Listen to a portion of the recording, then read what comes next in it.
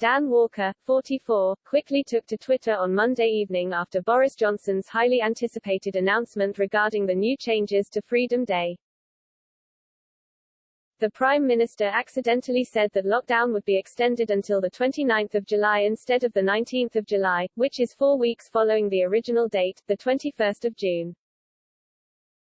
With thousands left confused by what we can only assume was a mistake, Dan rushed to social media to try and make sense of it.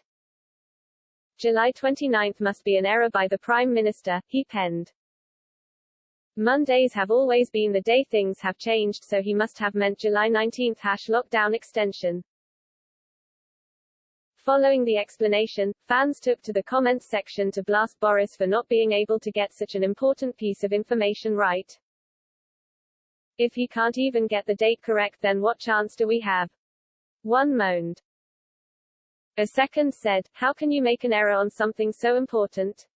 Unacceptable. An error? By this government? It can't be. A third couldn't hide their sarcasm. A fourth wrote, I noticed that. Just another mistake from our leader. He's too busy trying to blister his way through things. He needs to concentrate and be concise when he speaks.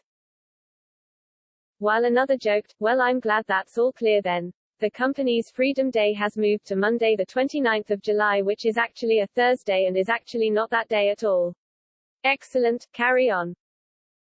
But others stuck up for the PM, with one saying, wonder how many of those nitpicking have never made an error and how many have worked so many consecutive days and hosted world leader summits. I'll hazard a guess, none. During the announcement, Boris confirmed that the last phase of lockdown would indeed be pushed back, due to the threat of the Delta variant, which was first identified in India.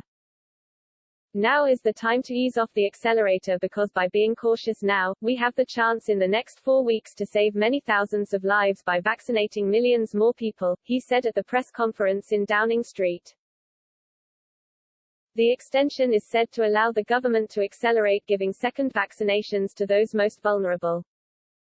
Vaccination greatly reduces transmission and 2 doses provides a very high level of protection against serious illness and death, but there are still millions of younger adults who have not been vaccinated and sadly a proportion of the elderly and vulnerable may still succumb even if they have had 2 jabs, he added.